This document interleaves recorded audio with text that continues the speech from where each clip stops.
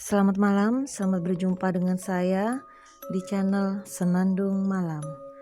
Malam ini saya akan menceritakan sebuah cerita mistis yang saya ambil dari akun Twitter bernama @asal01012.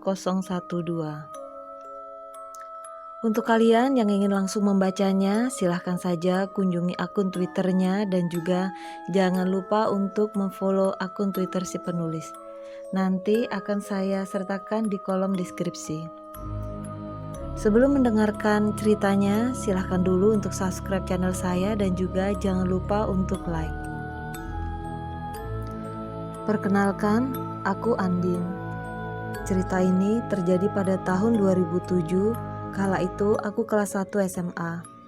Aku bersekolah di salah satu SMA ternama di kota terbesar di Jawa Tengah. Pengalaman kali ini berawal saat sekolahku mengadakan acara wajib tahunan Live In di satu desa dan masih di Jawa Tengah juga. Live In adalah kegiatan untuk siswa tinggal bersama orang tua asuh beberapa hari agar siswa merasakan hidup bermasyarakat di pedesaan yang serba terbatas. Acara ini hanya ada di sekolahku. Buat teman-teman yang tahu tempat Live In-ku ini, tolong jangan ada yang komen tahu tempatnya ya, karena aku takut warga di desa tersebut marah atau tidak terima atas ceritaku kali ini. Hari itu, hari Selasa, kita berangkat kumpul di sekolah dan menaiki bus yang disewa sekolah. Kegiatan ini dilakukan satu angkatan saja di setiap tahunnya. Kalau dibilang pelosok, ya kampung ini tidak terlalu pelosok, hanya saja masih banyak kebun-kebunnya. Sekolahku sudah bekerja sama bertahun-tahun dengan kampung ini. Jadi mereka sudah open sama sekolahku. Karena tiap tahunnya mereka dapat jatah anak asuh dadakan. Meskipun hanya 1 jam dari tempat aku tinggal, aku belum pernah ke kampung ini. Kampung ini mayoritas warganya bekerja di luar negeri menjadi TKI. Nggak jadi TKI, yang rantau ke kota-kota besar. Jadi jarang banget anak-anak yang sudah lulus sekolah menetap di kampung ini. Kita dibagi kelompok. Waktu itu ada 2 kampung yang bekerja sama dengan sekolahku. 1 rumah untuk 2 siswa. Kala itu aku dapat 1 rumah bersama Maya, anak IPA yang gak begitu dekat denganku. Walaupun ini tergolong desa, tapi rumahnya gede-gede. Kayak si Mutia dan Luffy temanku, dia dapat ibu asuh yang rumahnya mewah. Kamar mandinya ada batafnya, wifi-nya juga kenceng. Nah, nasibku dapat ibu asuh seorang janda, tinggal di rumah gubuk yang menurutku tak layak buat tinggal ibu. Kita panggil saja Bu Asih ya. Bu Asih ini janda beranak 2, tapi anaknya merantau semua. Bu Asih tinggal seorang diri di rumah ini. Dia memiliki warung makan kecil di depan rumahnya. Rumah Bu Asih paling depan kampung pinggir jalan. Kalau siang ramai, tapi kalau malam sepi banget. Aku tidur di tempat tidur kayu berkasur tipis dan lampu berwarna oranye. Tahu kan bohlam kuning itu? Jadi remang-remang dan semakin horor kesannya. Kamar mandi tidak berlampu. Belakang kebun, samping kebun. Sedih banget aku ngerasainnya. Pertama datang kami disambut ramah oleh Bu Asih. Sudah disediakan makan dan minum waktu itu. Setelah makan, kami berkenalan dan berbincang-bincang. "Dek, kalau bawa uang, uangnya digulung terus dikaretin ya," ucap Bu Asih sambil menyodorkan karet gelang. "Emang kenapa ya Bu?" tanyaku polos yang emang gak ngerti buat apa. "Biar aman dek, gak dicuri," ucap Bu Asih sambil mengunyah onde-onde. "Emang di sini banyak pencurinya emang Bu?" Maya yang tiba-tiba angkat bicara. "Iya, tapi tak kasat mata," jawab Bu Asih tenang dan tetap mengunyah onde-ondenya. Si Maya tiba-tiba mencengkram tanganku kuat, tanda dia akan mengatakan sesuatu. "Bu, kami ke kamar ya, istirahat dulu," sambil menarik tanganku. Bu Asih mengangguk saja. Sesampai di kamar, Maya terlihat gelisah. "Din, kamu ngerti kan yang dimaksud Bu Asih?" tanya Maya. "Enggak," jawabku cuek dengan menatap layar HP. "His, maksudnya pencuri tak kasat mata itu tuyul," bentak Maya di depan wajahku. Sembrono, masa sih Mai? Tanyaku masih gak percaya. Secara aku baru tahu kalau ada tuyul. Di tempatku sama sekali gak ada berita tentang tuyul. Selepas maghrib, Bu Asi memanggil kami untuk makan malam. Di sela-sela makan malam, Bu Asi bercerita bahwa di kampung ini hampir seluruh warganya memiliki peliharaan. Peliharaan yang dimaksud di sini ya kayak tuyul, genderuwo, pocong, bahkan ada yang berwujud macan putih. Hanya beberapa orang yang tak pakai pesugihan itu, termasuk Bu Asi. Meskipun warga di sini rajin sholat, masih banyak yang musyrik dek, ucap Bu Asi sambil memainkan sendoknya. Aku dan Maya hanya diam penasaran mendengarkan cerita Bu Asi. Ada yang sadis demi kedudukannya rela mengorbankan istrinya untuk tumbal. Tapi kali ini nada Bu Asi sedikit pelan, hampir kami berdua tak mendengarkan suara Bu Asi. Kami berdua terbelalak. Jujur, awalnya aku gak percaya. Masa iya ada orang tega gitu?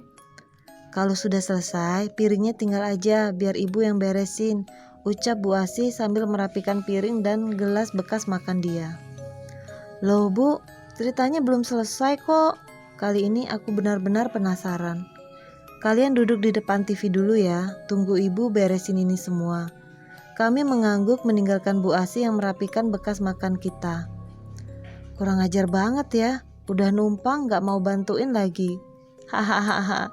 Habisnya Bu Asi yang meminta membereskannya sendiri. Kepala desa sini namanya Pak Prapto. Belum 40 hari istrinya meninggal di depan rumah ibu, ucap Bu Asi yang sedikit was-was. Jujur, aku dan Maya juga takut, tapi penasaran banget. Jadi gini, belum genap 40 hari istri Pak Prapto meninggal, dan meninggalnya tepat di depan rumah Bu Asi. Ya di depan gang kampung ini. Kebetulan Bu Asi kala itu ada acara dan menginap di rumah saudara selama 3 hari. Menurut beberapa warga, meninggalnya istri Pak Prapto tidak wajar. Siang itu, istri Pak Prapto berjalan kaki pulang dari pengajian di tetangga gang sebelah. Dia jalan sendirian di pinggir jalan, tapi ketika tewas, dia dalam keadaan terlindas truk. Di sini memang sering lalu lalang truk untuk mengambil hasil pertanian dan perkebunan. Yang dibilang tidak wajar di sini adalah dia berjalan. Kenapa bisa sampai terlindas truk dan posisi tewasnya di tengah jalan? Waktu itu minim saksi, jadi gak ada yang tahu pasti bagaimana kecelakaan itu bisa terjadi. Ketika pulang ke rumah, baru Bu Asi diceritakan bahwa tadi siang istri Pak Prapto terlindas truk di depan rumahnya. Ada warga yang mengatakan bahwa Bu Prapto menjadi tumbal suaminya sendiri. Memang seminggu setelah meninggalnya Bu Prapto, Pak Prapto terpilih menjadi kepala desa. Padahal banyak warga yang tidak menyukai Pak Prapto. Entah mengapa dia bisa terpilih. Setelah meninggalnya istri Pak Prapto, malam harinya Bu Asi tidak bisa tidur. Gak ngerti apa yang membuat Bu Asi gak bisa tidur. Tiba-tiba Bu Asi mendengar orang mengetuk pintu. Mbak Asi. Bu Asi masih mencerna suara itu. Sepertinya tidak asing dengan suara itu. Bu Asi bergegas akan membuka pintu. Ketika Bu Asi buka pintu, ia tidak menemukan siapapun di luar. Baru beberapa langkah, pintu terdengar diketuk lagi. Dan ada suara lirih di luar. Mbak Asi, tolongin aku. Bu Asi terkejut mendengar suara lirih perempuan itu. Terdengar seperti Bu Prapto. Bu Asi yang takut tapi penasaran akhirnya memutuskan untuk melihat dari tirai jendela. Dan benar saja, dia mendapati Bu Prapto dalam keadaan muka hancur dan berdarah-darah. Bu Asi yang mendapati hal seperti itu sudah tak heran, karena kecelakaan tidak wajar seperti itu di depan rumahnya sudah sering terjadi. Seperti anak yang sedang berjalan di pinggir jalan, tiba-tiba meninggal dalam keadaan kaki putus. Iya, putus-tus, kata Bu Asi. Padahal Bu Asi tidak melihat ada truk yang lewat atau suara benturan kecelakaan. Pernah juga kala itu siang hari ada warga yang berteriak-teriak minta tolong bahwa ada orang meninggal di depan warung. Orang tersebut tidak sakit atau kecelakaan, tiba-tiba meninggal.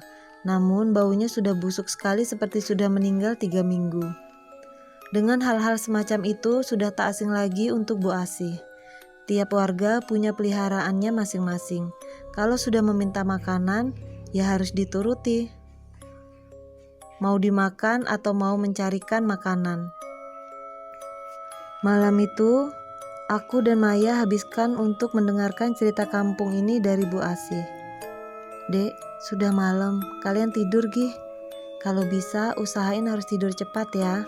Terus kalau ada suara apapun, tolong jangan keluar kamar. Perintah Bu Asih yang membuat aku dan Maya ketakutan.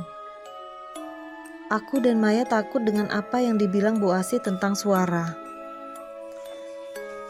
Mataku masih terbuka lebar malam itu. Kulihat Maya sudah memejamkan mata, tapi seperti belum tidur pulas. Hingga pukul 1 malam, aku masih asik menatap layar HP-ku. Hingga sesuatu menggangguku. Suara seseorang merintih seperti kesakitan. Awalnya, ku dengar suara itu pelan sekali, tapi lama-lama seperti ada di depan kamarku. Bu Asih, ada apa? Ucapku lirih. Aku beranjak dan akan melihat apa yang terjadi di depan kamar ini. Tiba-tiba, Maya menarik tanganku dan berkata lirih, "Jangan." Hampir copot jantungku. "Itu Bu Asih nangis," ucapku ke Maya. "Shh, itu bukan Bu Asih deh, kayaknya," ucap Maya dengan jari telunjuk di bibir. Tak kuhiraukan ucapan Maya. Ku berjalan pelan mendekati pintu. Kulihat Maya memeluk guling dan mundur ke tembok. Krek! Pintu kamar terbuka perlahan. Pada malam pertama ini, sungguh tak bisa kulupakan seumur hidupku. Harusnya aku menurut saja ucapan Maya. Kulihat seseorang berjongkok dengan muka tertutup tangan. Perlahan, aku berjalan dan kupanggil, "Bu Asih." Perlahan-lahan, orang yang kukira Bu Asih itu mengangkat wajahnya. Betapa terkejutnya, wajah keriput hitam legam dengan seringai senyumnya, gigi hitam dan mata merah, tangannya menjulur akan menarik kakiku. Tapi dengan kecepatan kilat, aku langsung berlari memasuki kamar. Ku banting pintu. Wajahku pucat dan ketakutan banget. Dari luar pintu kamar, wujud tadi menggeder-geder di pintu. Bruk, bruk, bruk. Aku lari ke atas kasur di sebelah Maya. Maya malah nangis. Aku yang ketakutan banget juga ikut nangis. Tiba-tiba, pintu kamar seperti berusaha dibuka. Aku dan Maya semakin ketakutan. Pintu kamar pun terbuka. Ya Allah, hampir copot jantungku. Ternyata itu Ibu Asih. "Ada apa, Dek? Kok kalian nangis?" ucap Bu Asih khawatir. Kita berdua tetap menangis. Sudah, kalian tenang dulu aja. Sudah Ibu usir, itu peliharaan warga sini." "Kurang ajar, siapa yang berani kirim peliharaan ke sini?" ucap Bu Asih geram. "Bu, saya mau pulang," ucap Maya sambil terus menangis. Kulihat wajah Bu Asih seperti bingung. Aku pun kasihan ke Bu Asih. Aku tahu yang dia rasain. Dia pasti takut kalau disalahin orang tua kita. Aku juga tahu ini semua bukan kesalahan Bu Asih. "Udah Mai, di sini aja cuma 4 hari kok. Sabar dulu ya," ucapku menenangkan. "Ini hari pertama loh, Din. Jadi apa kalau kita berlama-lama di sini?" bentak Maya dengan tetap menangis. "Udah Mai, kita istirahat yuk. Udah aman kok." Aku masih bersabar menenangkan Maya. "Udah Dek, kalian istirahat ya. Ibu bakal jagain kalian di sini, di depan pintu kamar." Bu Asih tidur aja di kamar, kasihan juga. Besok Bu Asih kan jualan, ucapku.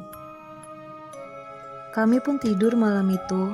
Karena sudah terlalu lelah, aku tidak mendengar apapun dan terbangun di waktu subuh. Aku membangunkan Maya dan mengajak Maya untuk berwudu. Awalnya Maya gak mau karena takut, tapi kupaksa. Pagi itu kita ada kegiatan senam pagi dan acara bersih-bersih bareng warga desa. Kala itu aku tidak bersama Maya, karena Maya harus kumpul dengan anak IPA dan aku kumpul dengan anak IPS. Kita dibagi beberapa regu untuk bersih-bersih desa ini. Kelompokku kala itu Mutia, Luffy, Ayu, Dinar, Faros, dan Gilang. Kelompok kita kebagian bersih desa di bagian depan kantor kepala desa. Yang cowok pada cabut rumput, yang cewek nyapu dan menyiram tanaman. Kita istirahat sebentar di teras kantor itu. Tadi malam aku gak bisa tidur nyenyak, keluh Gilang. Emang kenapa? Tanya anak-anak. Masa tiap aku merem ngerasa kepalaku ada yang ngelus-ngelus. Pas buka mata gak ada siapa-siapa. Ucap Gilang. Ih serem. Syukurin kamu, ucap Mutia. Jangan gitu, mentang-mentang kamu tinggal di rumah bagus. Awas kalau sampai kamu ngalamin, sungut Gilang. Aku yang mendengar cerita itu hanya diam. Rasanya ingin bercerita tapi aku takut. Din, ngapain kamu diam aja? Kamu dapat gangguan juga? Tanya Faros. Oh, enggak kok, cuma capek aja, ucapku. Halah, kamu mah cuma gitu lang. Lah aku, lebih serem lagi. Tiba-tiba Dinar buka suara. Aku kaget langsung mendengarkan ucapan Dinar. Emang apa yang serem? Jawab Mutia. Semalam aku sama Rizka anak IPA lagi duduk-duduk di teras rumah Pak Dalang, ortu asuhku. Tiba-tiba bau bunga. Terus aku dengar ada suara wanita tertawa melengking keras banget. Aku langsung aja lari masuk ke rumah. Jadi Rizka aku tinggal. Tapi dia gak nyusul-nyusul aku lari. Rizkanya malah pingsan. Cerita Dinar yang buat bulu kuduk kita berdiri. Belum selesai tiba-tiba terdengar suara brak dari atas atap kantor Bapak Kades. Berdirilah kita semua serentak. Terus jatuhlah sebuah kelapa tua yang berwarna coklat. Jatuh dari atap ke tanah. Mungkin biasa aja, tapi di sini gak ada pohon kelapa. Tapi kenapa ada kelapa jatuh ke atap? Aneh kan? Kita gak banyak omong, langsung lari deh dari kantor itu. Kok sudah balik? Emang sudah selesai bersihin kantor saya? Tanya Pak Prapto. Tapi yang buat aku gak nyaman tatapan Pak Prapto ke aku. Jijik deh. Kalau ingat tatapan dia, kayak otak mesum gitu. Sudah dong Pak, jawab Faros sambil meninggalkan Pak Prapto. Aku tahu Faros aslinya ketakutan. Kayaknya kampung ini serem deh, ucap Ayu. Hus, jangan bilang gitu, ucap Dinar. Kami pun pulang ke rumah asuh kami masing-masing. Tiba-tiba pukul 17 ada siaran dari masjid bahwa ada berita duka. Innalillahi wa innalillahi roji'un, telah berpulang ke rahmatullah Bapak Parmin binti Parjo. Aku masih mengingat-ingat siapa Bapak Parmin ini, seperti tidak asing. Bapak Parmin ini tukang kebun kantor kepala desa. Beliau belum terlalu tua. Kalau aku lihat sih sekitaran umur 40-an. Kaget, perasaan tadi siang barusan lihat dia masih ada di kantor kepala desa. Ya emang takdir Allah gak ada yang tahu. Tapi tadi terlihat sehat-sehat saja. Mai, padahal tadi aku masih ketemu beliau loh. Dan beliau sehat, ucapku ke Maya yang sedang bermain HP di kamar. Masa sih? Aku malah gak tahu loh orangnya yang mana, ucap Maya. Dek, tiba-tiba Bu Asih memanggil kami. Iya Bu, kami berdua pun keluar menghampiri Bu Asih.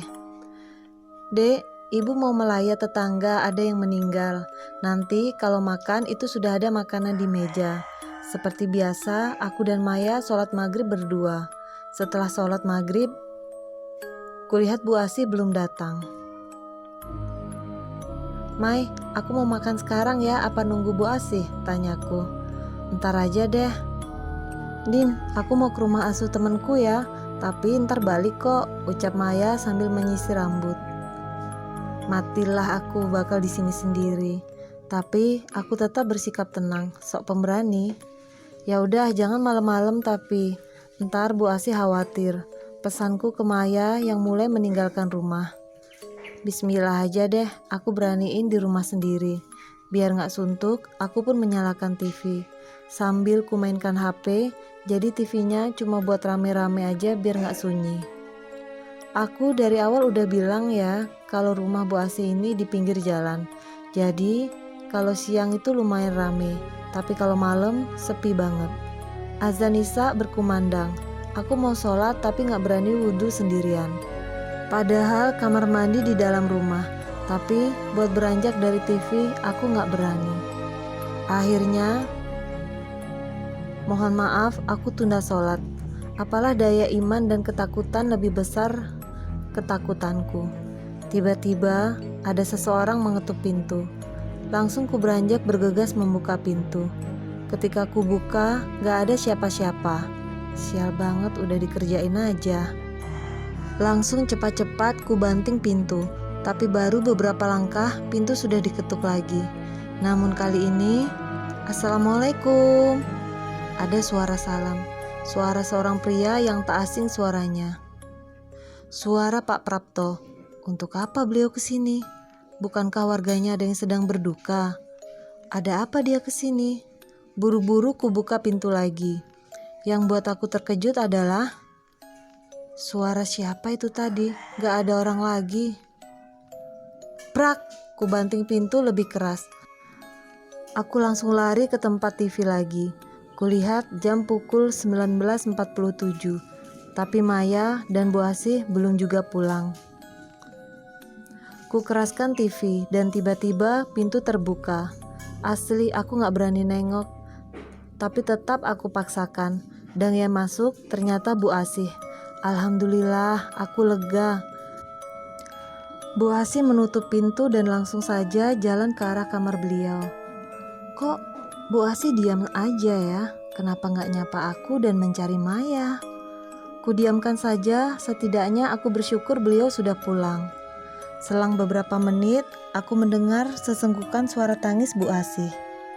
Ada apa dengan Bu Asih? Sungguh, ku dengar tangisan beliau seperti tangisan kesedihan yang mendalam. Apa mungkin Bu Asih menangis atas meninggalnya Pak Parmin? Aku pun ikut merasa berduka. Kasihan Bu Asih. Ingin aku samperin beliau. Namun, kuurungkan niatku, merasa tak sopan saja. Aku pelankan TV dan mendengarkan tangisan Bu Asih. Sungguh, aku merasa iba. Tiba-tiba, HP-ku bergetar. Pesan WA dari Maya. Coy, aku pulang jam 10 ya ntar. Aku balas, oke. Bu Asih udah pulang kok, tapi beliau menangis. Sampai di situ, Maya tidak menjawab pesanku. Tiba-tiba, HP-ku berdering panggilan WA dari Maya. Loh, Bu Asih emang udah pulang, Din? Udah tuh, Mai, tapi beliau lagi sedih banget. Pulang-pulang langsung nangis. Emang kamu gak dapat SMS dari Bu Asih ya, Din? SMS apaan emangnya? Belum aku cek. Bu Asih emang punyanya HP jadul, guys, jadi cuma bisa WA aja.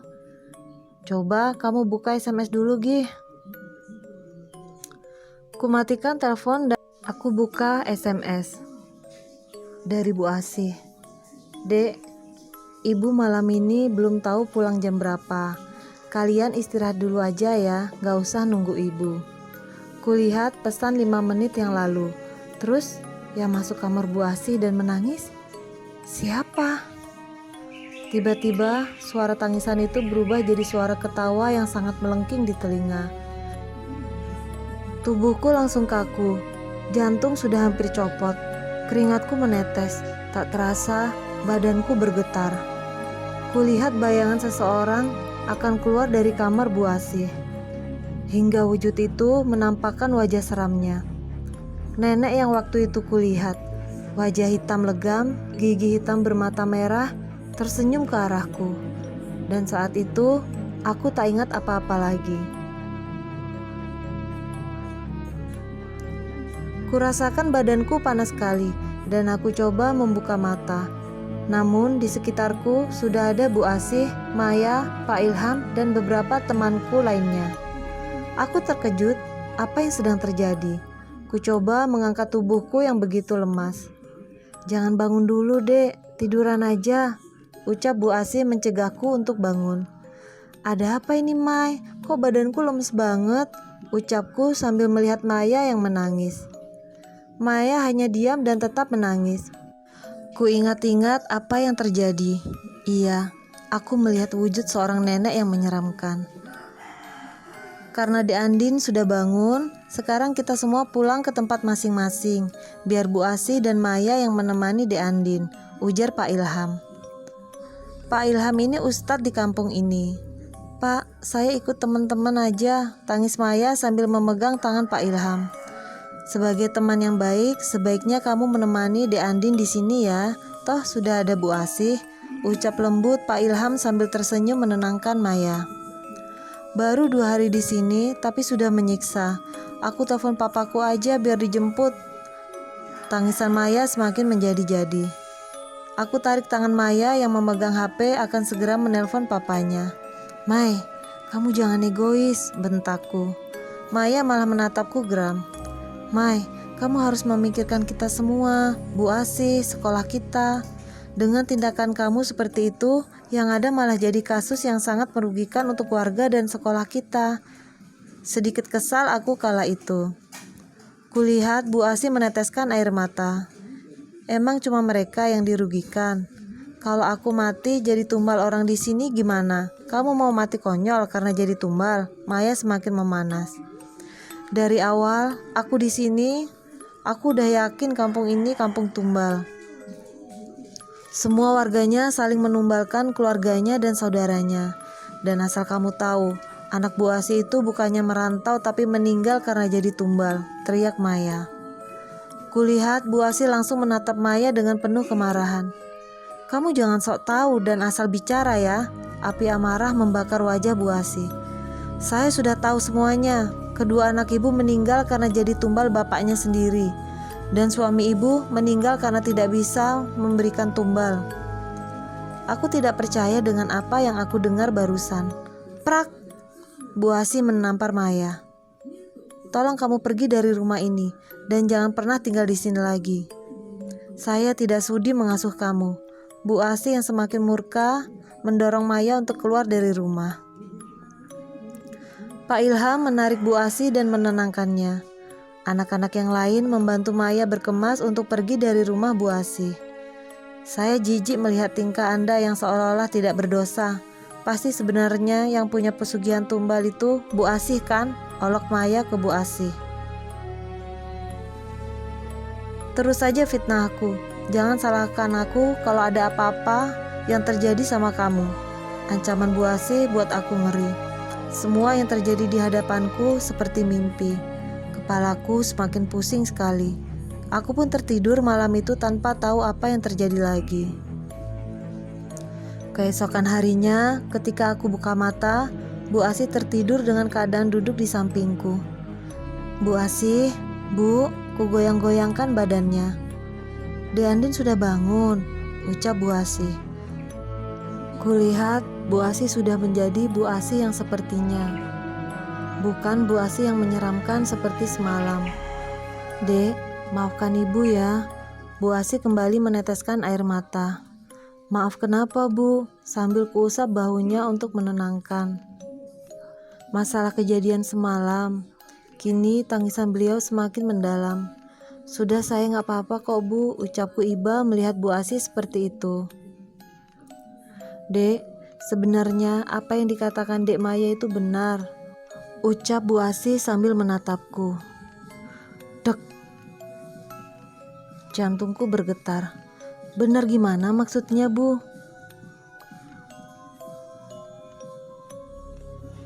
Anak-anak saya sebenarnya bukan merantau, tapi mereka sudah meninggal dijadikan tumbal suami saya. Jantungku semakin bergaum kencang. Sumpah, ngeri juga, takut juga aku. Saking takutnya, aku sadar memundurkan diri ke tembok. Bu Asih berdiri dan menghapus air matanya dan tersenyum. Tenang, kamu anak baik kok. Ibu gak bakal nyakitin kamu. Yang penting, kamu gak macem-macem sama ibu. Wajah Bu Asih berubah sedikit menyeramkan lagi. Dadaku serasa sesak.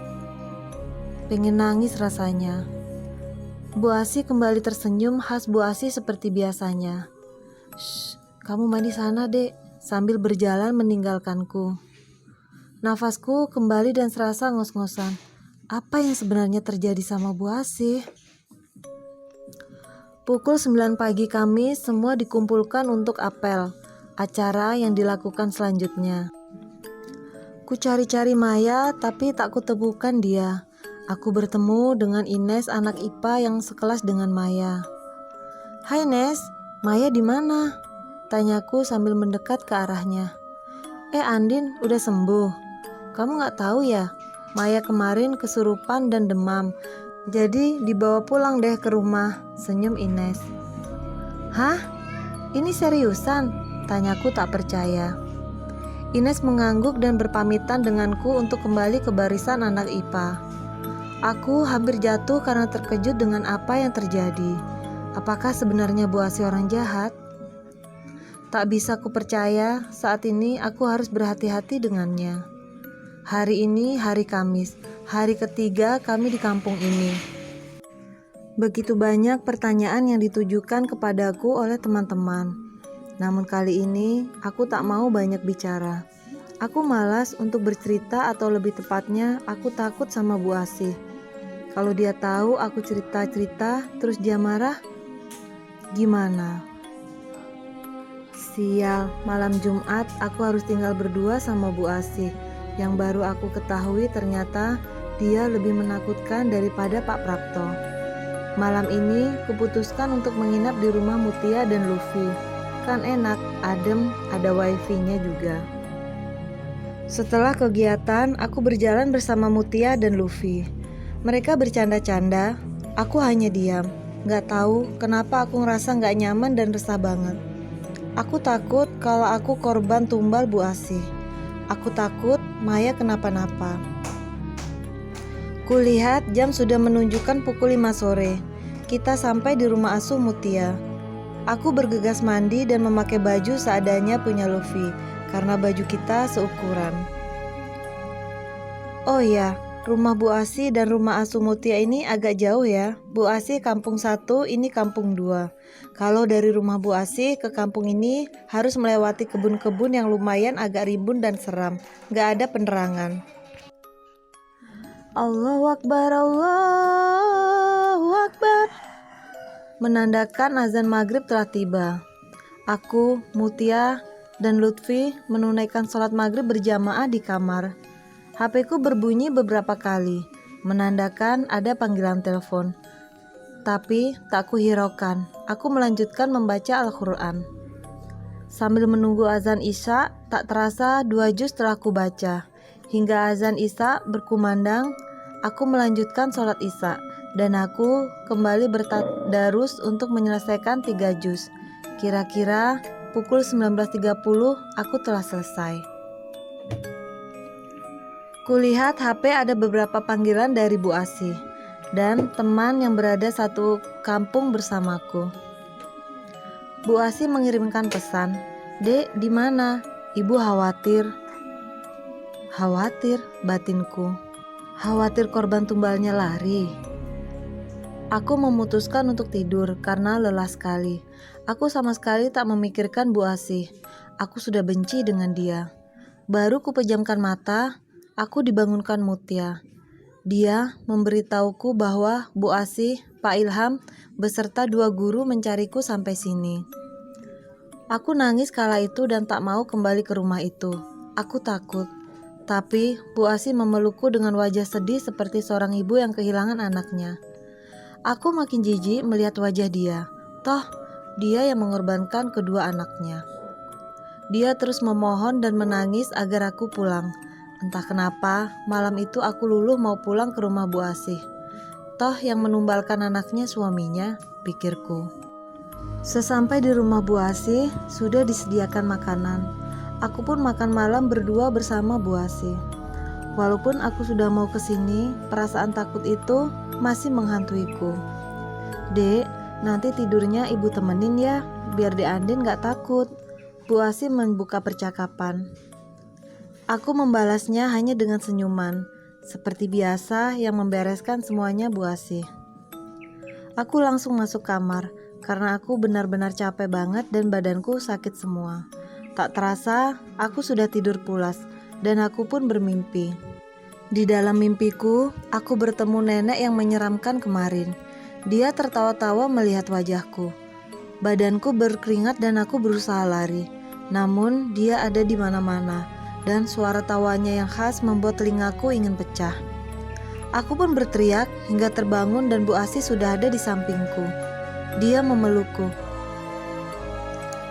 Badanku panas dan berkeringat banyak. Siapa yang berani mengirimkan itu ke sini? Awas saja, gumam Bu Asih seperti waktu itu. Aku salah menilai Bu Asih, ternyata beliau benar-benar mengkhawatirkanku. Bu Asih mengompres keningku dan menemani malamku. Hingga pagi subuh aku terbangun. Badanku sudah enakan kala itu. Aku mengambil air wudhu dan sholat subuh. Hari ini hari terakhir aku di sini. Tidak ada kegiatan. Hari terakhir ini kuhabiskan dengan menonton TV dan bermain HP. Tiba-tiba aku dapat pesan dari Maya. Malam ini puncaknya pertunjukanmu di situ. Awas, Bu Asih mengawasimu terus. Kamu harus berhati-hati. Ku balas WA-nya Maya. Kamu ngomong apa sih, Mai? Aku gak ngerti deh. Kutunggu hingga setengah jam, Maya tidak membalas. Bu Asih di warung depan sedang berjualan. Tiba-tiba ku dengar ada orang meminta tolong. Aku pun berlari keluar. Betapa terkejutnya, seseorang terjatuh dari motor di depan rumah Bu Asih.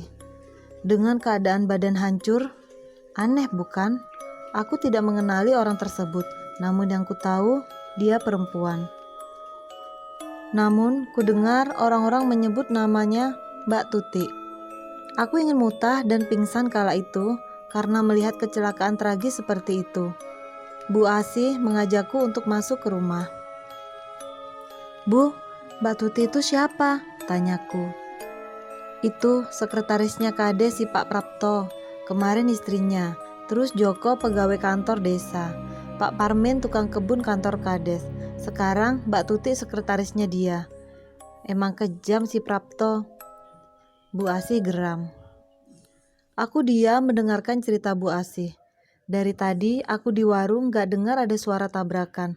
Tapi kok aneh si Tuti itu bisa hancur badannya, ucap Bu Asih. Aku mual mengingatnya. Sekarang ini kamu yang diincar sama Prapto, Dek. Aku yakin itu.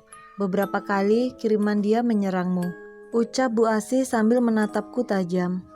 Lemas langsung badanku. Apa salahku sampai mau dijadikan tumbal? Sumpah, aku geram banget sama Pak Prapto. Pengen aku bunuh dia duluan. Terus saya harus bagaimana, Bu? Saya takut, rengekku. Tenang saja, nanti kamu saya bantu, jawab Bu Asih penuh percaya diri. Aku jadi merasa bersalah dengan kebencian dan tuduhan burukku ke Bu Asih. Bu Asih tulus banget ternyata. Sore itu Bu Asih menyiapkan sajen-sajenan di meja makan dan ada darah ayam. Dek, ibu harus minta darahmu buat mengusir peliharaan Pak Prapto, ucap Bu Asih. Terus caranya gimana, Bu? Sobek sedikit pakai pisau ya, dikit kok. Yang penting darah kamu keluar, ucap Bu Asih. Aku pun mengikuti perintah Bu Asih. Bu Asih menyalakan dupa atau menyan. Aku harus duduk di meja itu di depan sesajen. Di depanku menyala menyan dan darahku dan ayam. Dek, ibu mau melayat ke rumah Mbak Tuti. Adik di rumah dulu ya, pamit Bu Asih. Tapi Bu, saya takut. Aku benar-benar takut.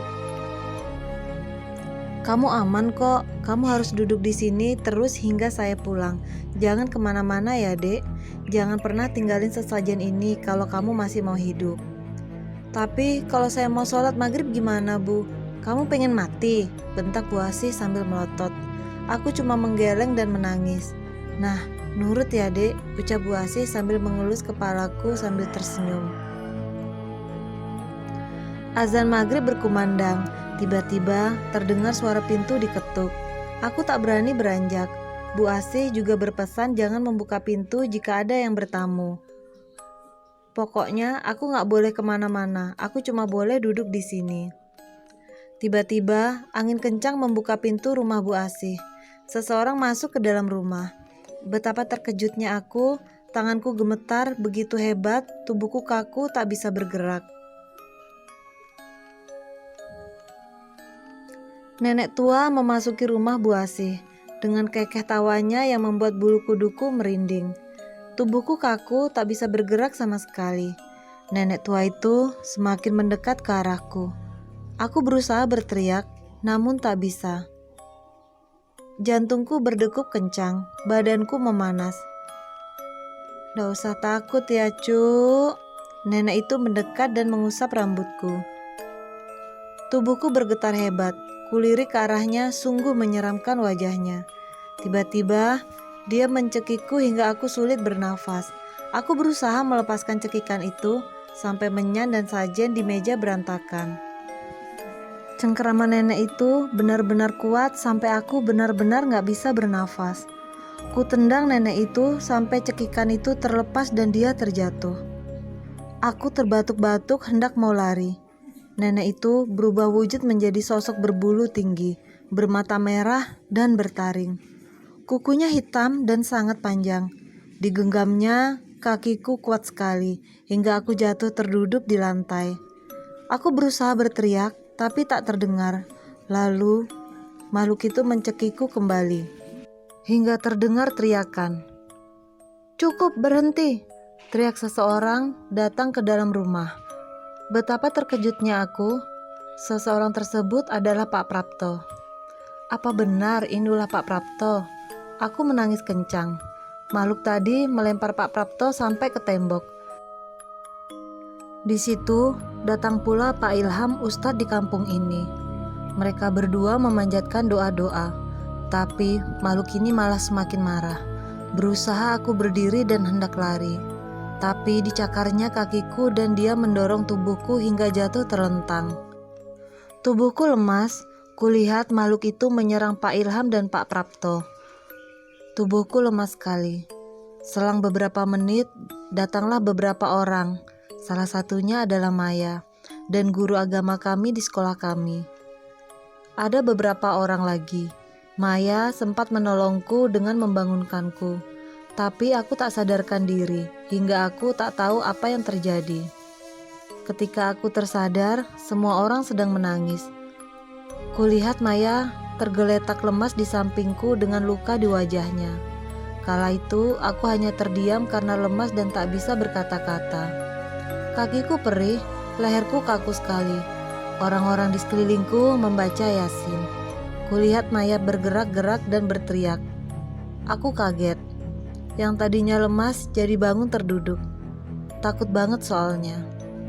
Akhirnya aku dituntun untuk keluar dari ruangan itu. Yang ada di dalam ruangan itu hanya Pak Ilham dan rekan-rekan yang tak kukenal. Karena aku lelah sekali, jadinya aku tertidur pulas. Yang kuingat ada seorang ibu berjilbab yang mengelus-ngelus luka di kakiku dan leherku. Pagi harinya, tubuhku sudah mendingan dan sekolahku sudah bersiap untuk pulang ke kota. Kulihat Maya juga sudah sadar dan mendingan. Wajahnya ditambal pakai perban. Sebelum pulang, aku dan Maya diajak berkumpul di kantor kades. Awalnya aku menolak, jujur aku takut dan malas bertemu Pak Prapto. Aku begini karena dia. Dari awal Bu Asih sudah bilang orang yang paling tega menumbalkan istrinya adalah Pak Prapto. Udah Din, kita ikut aja, biar kamu juga tahu cerita yang sebenarnya dan apa yang terjadi di sini, ucap Maya. Akhirnya aku menuruti untuk ikut. Sesampai di sana, sudah ada Pak Prapto, Pak Ilham, Pak Santo, kepala sekolah kami, dan Bu Indri, wanita yang menyembuhkan lukaku. Kami pun dipersilakan masuk dan duduk. Aku malas menatap wajah Pak Prapto, namun akhirnya Pak Prapto meminta maaf dan menjelaskan apa yang terjadi. Jadi, aku salah menilai Pak Prapto. Dia sebenarnya baik dan warga di sini tidak memiliki peliharaan. Justru yang punya peliharaan itu ya Bu Asih. Wanita tua yang menerorku itu peliharaan dia. Dan ternyata rumah yang aku tinggali itu bukan rumah asli Bu Asih. Bu Asih ini memiliki 4 sawah, peternakan sapi, pertanian bakau, dan lain-lain. Jadi awalnya Bu Asih ini kerja menjadi TKI. Suaminya seorang kades, namun ketika pulang ke rumah dia membawa 2 anak, hasil hubungan gelapnya di luar negeri.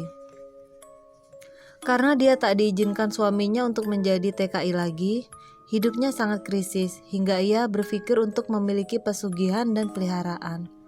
Rumah yang aku tempati ini ya rumah peliharaan Bu Asih, makanya banyak warga yang meninggal tidak wajar di depan rumah Bu Asih, dan orang yang meninggal itu meneror Bu Asih. Sebenarnya dari awal yang diincar peliharaan Bu Asih itu Maya, tapi karena ternyata si Maya ini punya penjaga dan memiliki kelebihan, jadinya akulah yang terkena imbasnya. Si Maya geger ingin pulang ya karena dia tahu bakal jadi korban tumbal Bu Asih. Sekarang Bu Asih sedang buron alias dalam pencarian. Warga dan Pak Prapto pun tak menyangka orang yang menghabisi istrinya adalah Bu Asih. Bahkan anak dan suami Bu Asih juga menjadi korban tumbalnya. Sebenarnya aku udah gak kuat lagi, pengen nuntut Bu Asih, tapi ya gimana? Aku lebih baik segera pergi dan tak mau berurusan dengan Bu Asih. Kalau soal tuyul itu memang banyak yang pelihara tuyul, tapi bukan dari kampung ini, tapi di kampung lain. Cuma tuyulnya larinya ke kampung ini. Setelah kita pulang semua dari sana, aku diruqyah sampai beberapa bulan baru sembuh. Dan yang seram, Bu Asih masih sering SMS aku. Karena aku takut dan masih trauma, jadi aku memutuskan untuk ganti nomor HP.